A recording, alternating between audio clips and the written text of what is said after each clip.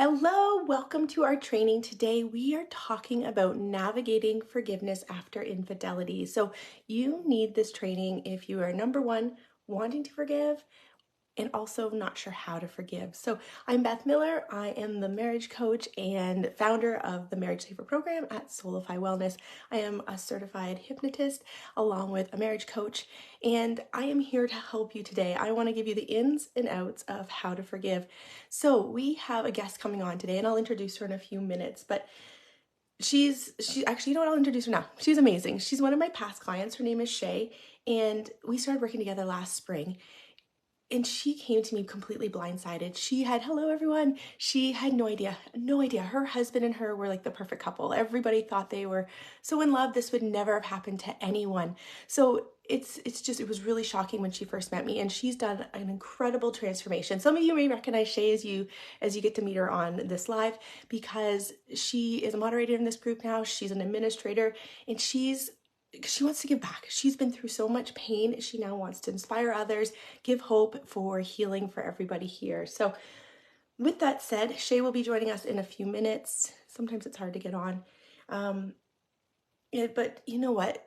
This live truly is for those that feel stuck. If you're stuck and trying to figure out how to forgive and how to move forward after betrayal, this is for you. And I want you to do one thing. I want you to DM me the word forgive, or you can put in below the word forgive, like comment below the word forgive. And what I want to do is I want to get you some sort of personalized strategy to help you get moving in the right direction to forgive. And we're going to work through the process today of exactly how to forgive. So as we wait for Shea to come on, what I want to do is I also want you to give me a thumbs up or thumbs down, but thumbs up if you want to forgive. If you're in a place where you're like, ultimately, I want to forgive, but I just don't know how. So give me a thumbs up if you're like, yep, that's me, I want to forgive. Thank you everyone for giving me those thumbs up. And so with that said, let's get started. Grab a piece of paper, pen, and we'll give you tons of notes. For those that have been watching my lives, I am like right to the point. I don't want any of that fluff. As a busy mom, I just want to know how to do things, and I want to get all that information quick. So grab that pen and paper, and let's just start off by talking about the blocks. What are the blocks to really trying to forgive? And when I talk to my clients all the time, there's usually kind of like 4 or 5 that I often hear. And I write everything down just so I don't forget to tell you anything. But often I hear a wife say, if she forgives, she's letting her husband off the hook. So if she forgives, she's like, I'm letting him off the hook, and then he's going to know that it's okay. He's going to know that it was okay that he did this. If I forgive, that means it's just going to go away. It's going to be stuck in the past. Another kind of barrier to wanting to forgive is if I let down my guard and forgive, that means that I'm going to be blindly trusting, and it could totally happen again because your heart's back open. You're not on guard because you're like, if I forgive, what if I forget too? And not that you'd forget, but it's like, okay, I'm just back to status quo. And what is status quo after he's done this incredible, incredible betrayal? I also hear wives say, if I forgive, the significance is lost. And if the significance is lost, then because I want to hold him accountable to what he's done. And if I forgive, he's going to think it doesn't matter. So we're still waiting for Shea to come in. I'm guessing there's some issues on the other end, but I'll just carry on until Shea can get in here. So with that said, the steps for me to forgiveness, the steps that I teach my clients, and we'll go through the theory behind this, but essentially it's really simple. We got to deal with the trauma first, because if you are angry, if you have ruminating thoughts, like you're not even going to be able to forgive, because there's still anger associated with it. There's still sadness, there's still resentment. So it's very difficult to forgive when those emotions are still attached to the incident. So we need to work on healing the emotions, any of the limiting beliefs that are associated with it, such as I can't trust, or maybe I'm just not enough, or I'm a fool for staying. We got to do a lot of work on yourself first. You have to ultimately love yourself. And we'll talk about trusting yourself as well, like how to trust your own intuition so that you can then trust him. All right, so Shea, it's not giving you an option to, let me see if sorry, she's right here. I'm going to see if I can invite you to join. Let's see. Okay, I'm not sure how to let you in. One moment, everyone, as I try to get her in. I don't know if that will do it. Okay, one moment. I think I found a spot. Okay, I just hit invite Shea. See if that works for you. Okay, hopefully she'll join us in a moment. But yeah, steps, got to work on yourself. Got to work on that trauma. Of course, still navigating marriage stuff, but ultimately that is the first step for you to really start to trust again. And the next is what happens is acceptance. So once you really worked on yourself, those emotions are the way. You've got to accept this happened. And acceptance, we'll talk about this again, it doesn't mean it's okay what happened. It's just an acceptance that it's there. The next one really is the letting go process. And this is the most difficult one, to fully decide I'm going to let go. And letting go, it's letting go of grudges. It's letting go of resentment so that your heart's just not guarded by anger and that resentment. And then the next is ultimately to forgive, not forget, but to forgive. And so hopefully we can get Shea in here in a moment, because what we want to do is we want to give you that crystal clear understanding of what it means to forgive for you and how to do that. Let me ask Shea. Shea, put in the comments, are you able to get on? I just sent you the invite. So hopefully she's able to get on shortly. So let's talk a little bit more about forgiveness, because forgiveness really isn't a one-time process. I'm like, I'm going to wake up today and I'm going to forgive. Like I said, there's a ton of steps that have to happen before you can decide to forgive. But ultimately, it's having the knowing the belief of I want to forgive one day. And even if you're not there, if you're like, I don't know if I want to forgive, we really do, because if you don't forgive, you're holding on to that resentment, you're holding on to that anger within you. So we ultimately have to get to a place of forgiveness. Otherwise, you're just holding that situation hostage. It becomes toxic within you. So of course, it's a process. It's not a one-day event. Like that's, you don't wake up like, today I've forgiven. The next is forgiveness is on a scale. And we might just say the infidelity, absolutely, as a whole, I need to forgive. But no, there's actually stages to that. So for instance, if your husband, he had the emotional connection, like he started texting her, that might be one of the first things you forgive. And then maybe it's the meeting up. That part I'm like, I'm not ready to forgive. And then the physical connection, not able to forgive. So we got to figure out the scale in which you kind of need to, you could do it. You can get a notepad and be like, okay, this is probably the first thing I forgive. And maybe you already have forgiven that. I talk to clients and they're like, you know what, I have forgiven this, but I can't get over this. I'm so stuck in it. And a lot of times you're stuck in that because it's the ruminating images and the thoughts. The next thing is the forgiveness process involves just acknowledging the hurt. And like I said, processing those feelings, making a conscious choice to let go, and then doing the subconscious work. So I'm going to try inviting you again, Shea. Let's see here. Where does the invite go? I am not sure. It says invite sent. So I don't know if it goes to DM. I'm not sure, Shea. I am so sorry. Shea, if we can't get you on, we'll definitely get you on another day. We might have to do a little dress rehearsal. I wonder if it went to, your inbox. It's so interesting because everybody else, like when people join, it says bring them on bring them onto the video, but I'm not getting that for you, Shea. Okay, keep trying, Shea. Keep letting me know if you can't get in. So this is where I'd want to talk to Shea. We'd want to ask her, what did she struggle with most with when it comes to forgiving? What was hardest, what was easiest? But what we'll do is we'll first address the trauma, and we can get on hopefully when Shea gets in here. But in order to forgive, like I said, we have to address that trauma and healing the emotions. And number one, those emotions, and anyone that's worked with me or has got to know me through Instagram lives and Facebook lives, what you have to do is figure out what needs to shift within you. And it's so simple. What are you being triggered by today? That's all I need to know. And what's the trigger? There we go. I was triggered because he was on his phone and all of a sudden I started having thoughts, is he doing this again? Or I'm triggered because he's going to work. I'm triggered because his Live 360 is showing him in a weird location. Oh, yay, Shea, we can jump on. Okay. Let's see, Shea, let's see. What it says I had to send an invite. Unable to add guest. Oh, you're here. I have no idea. We're going to have to figure this out again, Shea. But yay, she made it, everyone. So this is Shea. She is one of my past clients. She's now the administrator, moderator in this group, hoping to inspire and help everyone with their own healing journey. Her husband of 5 years, together 9 years. They have a young little girl. She's so adorable. She's navigated this with such grace, and it was an honor to be on this journey with her. And Shea, I'm so excited for our audience to really officially meet you. And you know what, we'll get into your story, but I'm going to start with a simple question. The simple one is, and I know you'll thread your story throughout this, but what was hardest and easiest for you to forgive when it came to, and I think we're going to use his name, right? We're going to call him Cannon, your actual husband, which is so brave of you to actually fully transparently open your story to everyone. So I just want to commend you on that. So what was hardest? What was easiest to forgive? I think what was hardest let's start with what was easiest. What was easiest to forgive was, believe it or not, the actual affair, everything. Because at the time, and I know that there's many women in the group, I've seen that comment these things, that their husband wasn't the same. He was going through a lot of mental health issues. So it was easy for me to forgive my husband because the man who was standing in front of me, he wasn't recognizable. Like, I knew that the man that truly loved me was not the one that hurt me. So it was easy for me to forgive the actual act. But I think what was hardest was the fact that he didn't feel like I was a safe space, or like he didn't turn to me when he was hurting so much.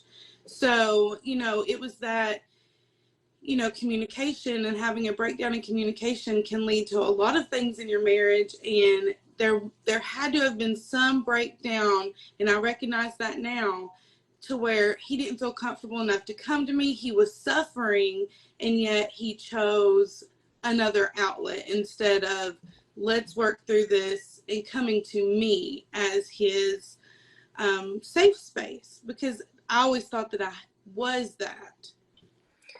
Yeah, thank you for sharing that. And so interesting. You said one of the easiest parts was knowing that this wasn't him. And often I'll have clients actually rename their husbands. They're like, okay, that husband, his name is Joe, and this is Cannon. And sometimes, I know sometimes you have to joke about this stuff and just laugh with your husband. And other times you can cry about it too, but you're like, okay, that was Joe and he hurt me so bad, but I can see the changes you're making today. And when we can try and disconnect the two personalities. And I talk a lot about internal family system parts. That was a part of him that was really hurting, and he reached out. And again, it's not okay. I don't condone what he did whatsoever. It's not right.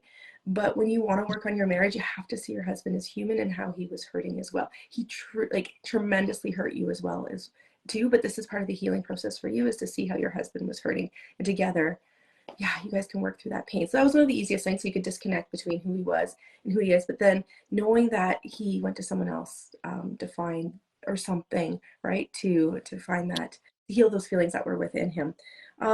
So let's talk about some of the emotions. When we first met, I know you were a puddle, but tell me a little bit about the emotions you felt when we first met. Yes, I was insanely sad, I guess, overly emotional. I could not control my emotions. I wanted answers. I was confused. There are many women that were very much blindsided by him, and I was, because he had never once, aired any grievance or told me he wasn't happy within the marriage. So I would say confusion, anger, sadness, that roller coaster that infidelity causes us to go through. Yes. So trusting, at what point did you start to trust him? Because, oh, actually, you know what? Let me do this. Did you find that you're trusting yourself and your intuition? Was it off after this happened? Because again, you're blindsided. You're like, I thought we had the perfect marriage. Everyone thought we had the perfect marriage. And then all of a sudden he does this. Did it impact your ability to trust yourself? I did question myself, as you go back and you look over things. I'm like, was there any way that I could have caught this? What did I miss? And so then you start to question yourself. But in my story, my intuition and trusting my gut is actually what led me to find out about the infidelity. And so I had to just learn to trust myself. And if I felt, did I feel, because automatically once his affair was very short, it was 3 weeks. And for the whole 3 weeks, my spidey senses were tingling and I knew something was wrong.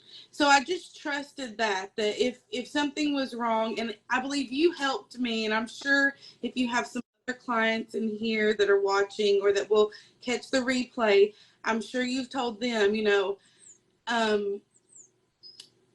I choose to trust today, is what you would tell me to say. And so that became my mantra. Even if I was struggling, or if I was tempted to look at his phone and all of these things, I would say, I choose to trust today, and that, God or the universe will reveal to me if something is off. And I just trusted that that would happen. Ooh, I like that. So it's trusting yourself, but then it's also surrender. I surrender this to God, or for some other people, it's a different belief system, but I surrender this knowing that if I'm meant to know something different, it'll come my way. And that just lets you like, oh, I can breathe. Holding on to that anxiety triggered more things within me. So when I was in that constant fight or flight stage, that really anxious stage, I was allowing my mind, my mind couldn't heal until I learned to surrender.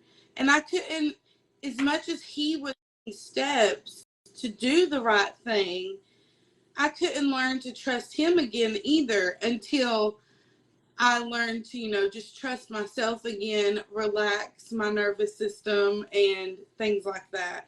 And again, that's another part that, I struggled with, and the program did help me with, is in those hypno journeys and going through those and like learning to truly surrender. Yeah. And anyone that's just jumping in, if you're wanting to forgive, give us a thumbs up down below. If you're like, ooh, I don't really know if I want to, you can give there's no halfway, but maybe a thumbs down. But I think everyone wants to forgive. And you're probably wondering, why are we talking about trust right now? But there's stages, and really we got to deal with the trauma first, the emotions, beliefs, so we can get that out of the way. So then we can officially get to a place of acceptance, letting go, ultimately forgiveness. So that's why we're talking about trust right now. You have to trust yourself. And too many people will withhold forgiveness because they don't believe their partner is different, that they'll change, that there's resentment in the way. They can't trust. And until you can trust, you can't forgive. If you're in the marriage, often, if your husband, if you decide to divorce, you can then forgive, knowing that you choose not to trust him. It's not safe for you. But in the marriage, you have to trust. And the trust issue is a major barrier to this. So that's why we're talking to Shea about this. And it allows you to move forward through the hurt. And so we talked about two things: trusting yourself, your intuition, choosing to trust today, surrendering, knowing if it's meant to be, you'll find out. And then from there, we talked about the emotions you're feeling. We talked about the trust. What were some of the beliefs that were holding you back? Often, like, one of the beliefs was, I can't trust him. But what were some of the other beliefs that were keeping you stuck from being able to forgive? Um, a lot of the beliefs that were holding me back were, am I, I'm not enough. I'm not his safe place anymore. Because remember, I questioned that. So I was questioning myself. It Can I be a safe place? Why didn't he come to me? Does he want this marriage? Because in the beginning, a lot of husbands it's hard to trust because they're not coming forward with all this emotion. They're not being very forthcoming with, they're kind of holding their hurt too. And he was battling some guilt, shame, all these things that were hindering him from opening up, but they were causing me to question a whole lot of other things. So I would say, why her? Why not me? So those were my biggest struggles, I would say. That, and in the very beginning, he wasn't very honest about exactly why. It took a little while to open up and be like, this doesn't have anything to do with you. You weren't the problem. And our marriage wasn't the problem. He was the problem. Mm. And so for the longest time, I was internalizing everything to where it must be me. Yeah, and everybody has different belief systems that can hold them back. And this live isn't necessarily about how we're going to change those belief systems. There's lots of other lives, like how to deal with the thoughts and how to work through some of the stuff in the hypno journey process. But we'll keep on the topic of forgiving. But Shea did get to a place where she knew that she was enough. She really got to a place that she hadn't done anything wrong. Sure, there were some tweaks to communication, but Shea was really, really good in this. This was truly a canon issue, why he stepped out. But getting you to that place was very difficult. I think also, like, you questioned your intuition, being like I thought I knew my relationship. Like, what is this? Not a fraud, but like, what was this? And that, like, rocked your world for sure. So let's get into, at this point, let's pretend in the phase you had dealt with the emotions. Oh, sorry, go ahead. I'll say one thing along those lines. With trust and forgiveness, in order to forgive him, I had to show myself some grace and forgive myself as well, because I was being very hard on myself. And so it's very important in order to extend forgiveness, give that forgiveness to yourself as well, and able to, help yourself move forward. Oh, I just love that you said that too, because the forgiveness often isn't just towards them. You're right. It's having to forgive yourself and sometimes other parties that are involved. It's not necessarily just your husband. Sometimes it's the affair partner. Sometimes there's other players that are part of this betrayal. Okay, so at this point, we'll pretend that she had dealt with the emotions that she was feeling, the anger, the sadness, the fear, so much fear that it was going to happen again, so much fear that her marriage was over. That grief that was, I remember I gave her an emergency call one day. I still remember exactly where I was. She's like, I can't do this. He's packed up, he's left, he's gone. I just don't know what to do anymore. And so we got her through that like traumatic crisis stage where she was feeling a lot better. And at this point, she was in a good place trusting herself. And we got to a place of acceptance. And for everyone, this is really different. And acceptance, yeah, for some people, it's really difficult accepting what had happened because, yeah, there's just this disconnect between, am I a fool for actually forgiving him? Am I settling if I forgive him? He deserves to suffer. Does he deserve an apology? So sometimes we can get really stuck in the acceptance phase. Shay, was it easy or was it hard or somewhere in the middle for you to like really accept that he had done this to you, like with an open heart? Um, I would say that was probably one. As weird as it may sound, forgiving him and saying yes, we can work through this was like maybe easier than fully, truly accepting it. Just where I did think our marriage was so rock solid, where everybody would say, my family and friends who know about the affair, they would say, my sister even said, she goes, I would have thought that my partner would cheat on me before Cannon would cheat on you. Never in our wildest dreams. So accepting that the thing that I never even dreamed was a possibility was now my reality was hard to accept. Yeah, and a lot of it is acceptance that this has actually happened because there can even be shame and guilt for you. Like you just said, we had the perfect marriage. No one would suspect this. And again, you were beating yourself up. Did I do something wrong? So there's sometimes can be shame and guilt in that whole acceptance. Not just accepting that he did it, but accepting that this has even happened to your marriage. And just as I see people popping on thumbs up if you're wanting to forgive, but what are your thoughts on that and accepting that this had happened to your marriage? Um, it was hard to accept, but again, with your help and knowing, I truly did have a desire to forgive him fully. And forgiveness doesn't come overnight. There are these steps like you've gone through. And so when it came to the acceptance step, that was probably like I said, one of the biggest struggles, because it was hard for me to say, this is the reality of my marriage now. But um,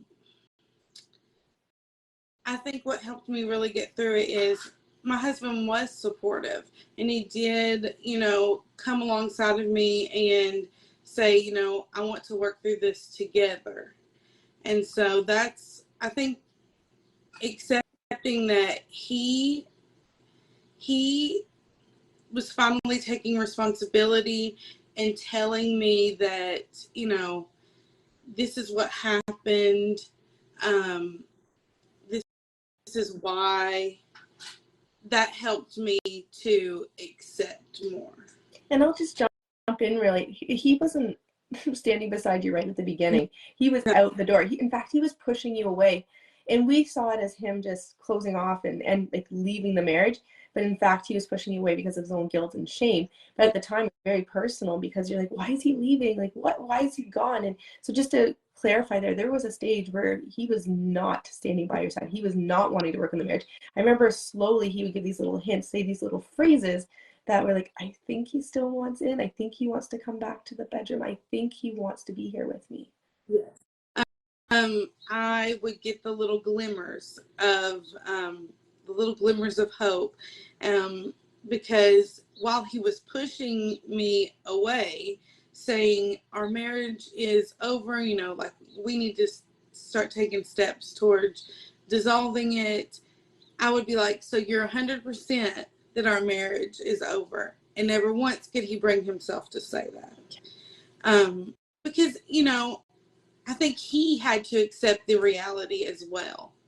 It wasn't just, again, a marriage is so much like two people.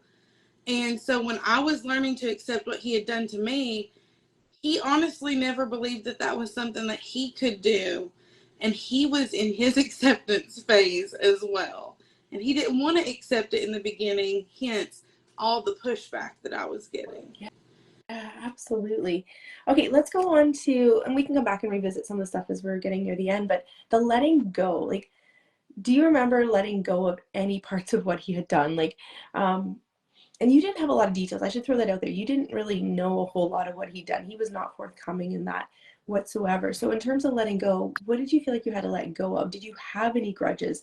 Did you have any resentment that you're letting go of? Were you letting go of some sort of wall that you felt like it was around your heart that wasn't allowing you to kind of accept his love or accept the words that he was saying to you about wanting to work on the marriage? Yes. Letting go of, he himself did not share very many details with me at all. The only things that I really knew from the affair were the things that I had read, the text messages between the two. So knowing how he was with her versus knowing how he truly is, I had to let that go. The anger of during those 2 weeks that he was putting her above me and my daughter, I had to let go of that anger and resentment. And I can remember when in the beginning, I was so focused on what is he doing? Why isn't he doing this? I'm not getting any text messages. I could not stop. And when I finally, decided that I had no control over him, and I started focusing that onto me and fully surrendering, I would say that is what truly propelled that stage. Yeah, I consider it like you have this backpack on. It's so heavy, that weight of all of this.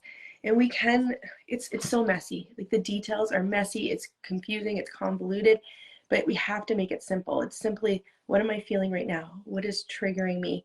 And if it's a thought or if it's an action from him or a lack of action, you have to just distill it down to like this moment. And then we have to kind of jump on board with that one thought. And the thought being like, my marriage is over, I'm done, I'm leaving. Whatever that thought is, that's what we have to address. And you're like, okay, which voice is saying this thought? Is this voice my true self? And you can tell the difference. If the voice in your head that's saying leave, leave, is it rooted in fear? Is it rooted in anger? If it is, that's not your true voice. So when you start to have this awareness, and Shea, you were great at this. Okay, what voice is telling me this right now? What voice is telling me that I'm not enough, I did something wrong?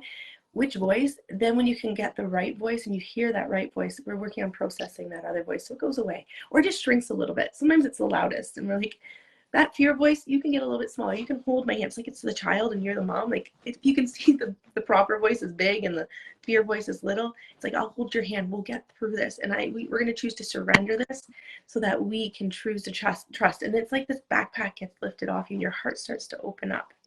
Yes. Just because there's that fear of the future, and one of the things that helped me is, it's okay to acknowledge that fear. You don't have to pretend that it's not there. You don't have to pretend like, oh, yay, learning to trust. This is the best thing. I'm just so happy to be going forward in my marriage. Everything's wonderful. I'm healing.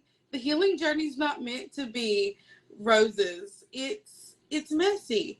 And so it's okay to acknowledge those messy parts, but just because we have those messy parts, those anxieties and fears or anger, it doesn't have to overcome us. And Yeah. that's the big thing that helps move us forward is the acknowledging of it. Like, it's okay that I am scared and it's there, but I'm going to try to listen to my authentic self. Yeah, well said. And then you're listening to it's a multiple tools. Like you were doing a lot of journaling, a lot of prayer, and those that aren't connected with God, there's other things that we can do instead of just the prayer. But lots of journaling. You're listening to the hypno journeys. We were on it every single day. We were changing that neural structure, so it was firing thoughts that were supportive and alignment with that authentic voice, but then loving that other voice. I want to talk more about how you said it was a healing journey near the end, because you're still on that journey, right? We've done a ton of the heavy lifting, but I want to share with those where you're at in that healing journey nearly a year later. But let's get back onto some more of the letting go. And I want to share some stats here. So studies have found that some people are just naturally good at forgiving. Some people are. And people would refer to these people as, you're just easily, you forgive so easily. And they consistently, they're more satisfied with life. People that can easily forgive have less depression, less anxiety, less stress, less anger, often because they're not holding that anger in their body. Furthermore, it's been suggested that a high level of anger can grant an inability to forgive. And we talked about why that is the case. In fact, researchers from Emory University have also shown that holding on to stress can contribute to high blood pressure. So when you won't forgive, there's high blood pressure, heart disease, and so physical ailments, not being able to eat, not being able to sleep. It's horrible when we hold on to this anger. So ultimately, like, even if you're on the fence, can I forgive? For your own health, and for if you're a mom or if you're a busy work, like if you have a busy employee, like, you got to get rid of this so that we can focus properly. Forgiving is brave. You're courageous if you choose to forgive. It's not the easy path. The easy path for a lot of people is just like, okay, I'm done with this marriage, I'm leaving. But a lot of this anger will follow, the sadness, the grief, the fear, it will follow you. So regardless if you stay or go, you got to work on this forgiveness piece. Forgiveness is an act of strength. The simple act of forgiveness is not a weakness whatsoever. It's not letting your guard down so that you just get hurt again. Because we did that heavy lifting in the beginning of working on those emotions, working on that trauma, you're solid again. So I would hate for this to happen again to anyone. But if it does, and I have seen this with clients where unfortunately it does happen again, they don't fall as far at all because they are so much stronger. Their intuition is spot on and they have such strong boundaries. So they won't fall as far, for sure. And it's better to have that open heart, to have loved than to have never loved at all.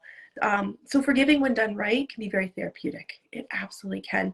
And research has found, like I said, it's better for your mental well-being, your physical well-being, and your emotional well-being. And a study in 2006 from Laura Roy found that age actually is impacted when it comes to forgiveness. So those that are in their 50s are more likely to forgive than those that are in their kind of 40s, 30s. So it's really interesting how older adults can forgive easier. And I wonder if it's because we've worked on so much of that own pain that they're kind of like, I need to let this go. I want to live life differently. So yeah, what are your thoughts on any of that in terms of letting go? Oh, yeah. I sometimes letting go, yes, it is for you, but like you said, it impacts so many other areas of your life. The pain and stress and everything from infidelity, it impacts the way you parent your children. It impacts, like you said, in the workplace, your physical and mental health. So yes, it's a healthy thing to do for your marriage if you want your marriage to survive. But like you said, whether you stay or go, this is part of the healing journey that you're not going to be able to skip. You can't skip this step. So regardless of which path you take, forgiveness is on everybody's journey, and it's something that we have to all deal with for ourselves and for others. Yeah, well said. I once had a client, she had forgiven her husband because they are able to talk through it, but she could not forget the affair partner. And it's so different because with your husband, you can talk about things. You're working together every single day, but that affair partner, that anger, the resentment towards them can often linger longer. So I had this one client, she's like, you know what? I'm just writing her a letter. And she actually sent it to her through Facebook Messenger. She's like, I don't even know if she'll ever get it. It might stay in her message like request folder forever, but she's like, I have to say this. And they lived in a small town together. So she's like, I have to send this because I know I'm going to run into her.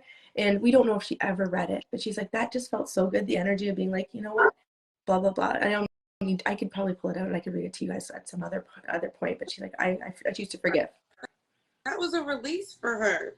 She knew what she needed, whether she, what she didn't even really know that she didn't know if she read it or not, but she knew she had to get those emotions out. That was a release for her, and kudos to her. Absolutely. She had the intent of, I don't need a reply. I just need this out of me. And that's why journaling is so effective. I've had other clients, they write letters and they just burn it. The act of just burning it, I'm done. Such a it's a ceremony to let it go. And so at this point, once you let it go, your heart is open. Your body's like, it's like it's done a big exhale. It's like, I'm not carrying this anymore. I've worked on myself. I dealt with the trauma, the emotions, the beliefs. I'm at a place of full acceptance that that this has happened to my marriage, that he's done this. I'm at a place of acceptance. I've been able to let this go. I choose to let this go. And then the last place is, okay, I can forgive. And it's not forgetting. It's like we have a book of Shea. And this is a chapter in the book. It's a chapter though. It was 3 weeks. It's massive. It's a trauma. It's a big chapter. But you know what? I'm putting it there. So let's talk about it now because you've forgiven. But again, you haven't forgotten. Your mind is still reminding you, and this is part of the journey. Especially right now, we can talk about it in a second. It's a bit of an anniversary right now, so that's why a lot of these thoughts are still coming up. And so we have to maintain this forgiveness and the forgiveness because we can sometimes slip backwards. And so when it comes to forgiveness, we're in the maintenance stage, and that works with like open communication. It works with setting boundaries. It works with keeping our partner accountable. Maybe we still need to hear a sincere sorry every once in a while. It's again maintaining that forgiveness, knowing that your marriage is still evolving. So let's share with everyone, where are you at now? We're about a year later. What are some of the triggers that are coming up? Yes, my D-Day was May 7th of last year, but I'm up into the month that was my husband's affair month last year. And I found that it is, even though so much in the past, just knowing of what this month is has brought up some other emotions. I'm handling them a lot better because, like you said, I have the tools now, but I am still feeling those anxious emotions. I think my body's like remembering everything that went on last year, and it's like I remember the anxiety leading up to it. So I've had kind of an anxious feeling, but I've not, like I was saying before, I haven't ignored it. I have, I've talked about it. I've acknowledged it. And I've also brought up to the fact that I've shared with my husband that what I'm currently going through. April is the month that he had an affair, and it's also his birthday. And last year on his birthday, we had plans together, but he found some excuse to break those plans, and I had found out that, he was with her. So the other day he brought up his birthday, and it automatically triggered me, and I didn't really want to talk about it. And I wanted to just, brush it off to the side, but instead I did share with him what his birthday brought up. I said, last year at this time, we were not in as good of a place as we are now. And I just explained to him, and him knowing what I am experiencing has helped a lot because he's aware of it, and he's able to I was able to voice to him some of my needs. I'm going to need a little bit more reassurance this month. I may need a little bit more attention in these areas, and having that is helping. So keeping those, the thing that led to the breakdown of that, which was communication, keeping those open lines of communication, acknowledging what triggers are coming and what emotions I'm processing right now. I'm not as anxious about it now that I took that time to process those emotions. Oh, thank you for sharing all that. And unlike traditional talk therapy, because I think it's really important to talk about this, like you're doing the right things with communication, but then you said something right at the beginning, because I like the neuroscience piece, not just the psychology. Your brain, for some reason, is firing the emotion anxiety. And so how this works is we have a memory of his birthday last year and how he found an excuse. From the memory, we then have this belief. And so what would the belief be that's triggering then the anxiety? So the belief is, at this point, I wonder what the belief is. The belief is, because I wonder, like the thought is usually, like the thought is, what is, yeah, walk me through this. What is the belief in the thought right now that's associated with the memory? I think the belief and the thought that's associated with that memory would be that I'm not his person. He's not going to choose me. It's not me. There's something else. I'm not being prioritized because he didn't feel comfortable to come to me. So I'm feeling, because last year during this time he isolated me. We weren't talking. So I think it's triggering, things like I'm not enough for him. It's triggering some of my, it's kind of rocking a little bit of my confidence, I guess I could say. My confidence in myself and the confidence that I've built over the past few months in the growth that my marriage has taken. Okay, so we have the memory, and just the thought of the memory coming up is driving a bit of a belief of, I wasn't his person. There's this belief, like kind of this hurt, like I wasn't his person. That now you are. You can see that, but there's still this pain of I wasn't his person, or I wasn't enough for him, or wasn't his safe place. And from that, it's triggering these thoughts. And so as you remember the birthday coming up, these thoughts are coming up, and from there, they are driving emotions then. And the emotions, would you say, are the anxiety? So is that more sadness? Is it still fear? Or what's the anxiety? Let's break it down. What emotions are coming up with the anxiety? I would say you nailed it just in those two words, sadness and fear. So the anxiety is triggering fear of, will he seek someone else out? Like, I want to be his best friend. And like, that's what that's one of our phrases that he has started telling me in one of my reassurances is he's like, you are my person. I want to do life with you. You are my best friend. And I can't tell you how much that helps. Just hearing those things, because inside, like you said, that anxiety's triggering that. Oh, now I'm going to get emotional. The anxiety is triggering that, I'm not that, but he's reassuring me that I am. And I'm also I'm doing the journaling, and I did the fear hypno journey, and that helps tremendously. Just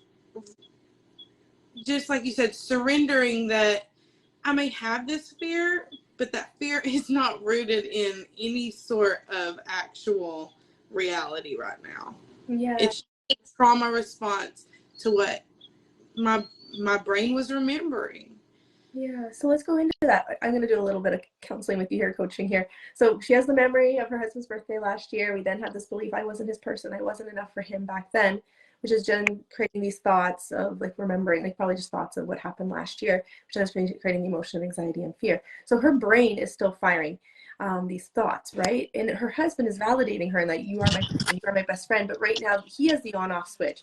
We want to make sure that on-off switch to that anxiety is within you. Yes, he's helping to calm your nervous system to reduce some of that anxiety, but what Shea needs to do is you have to change the neural pathway so it is firing.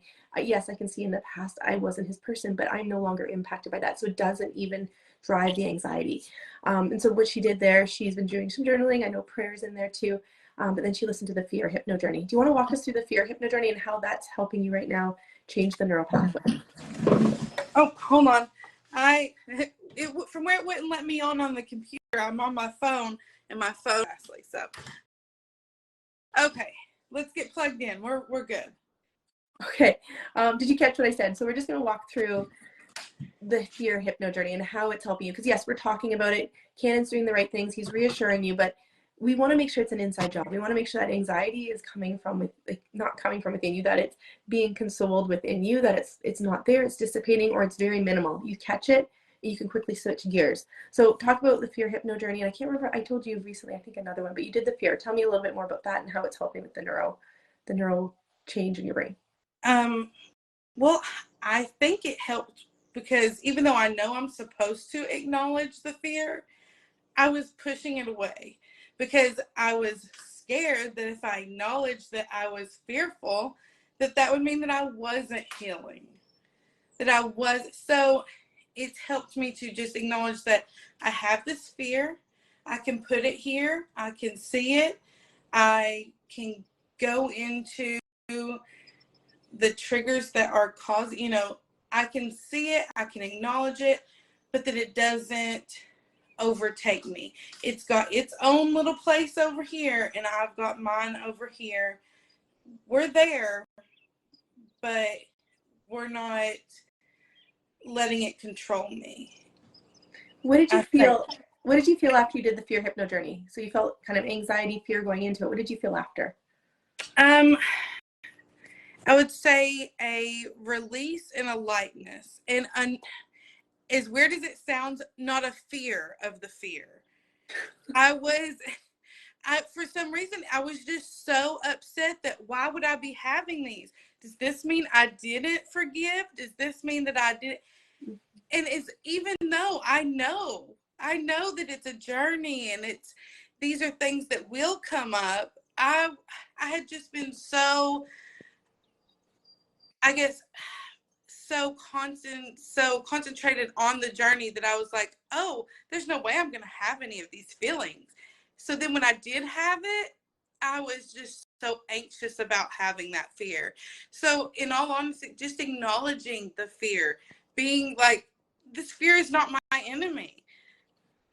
It is fear, but it is not, I don't have to fear the fear. It's there.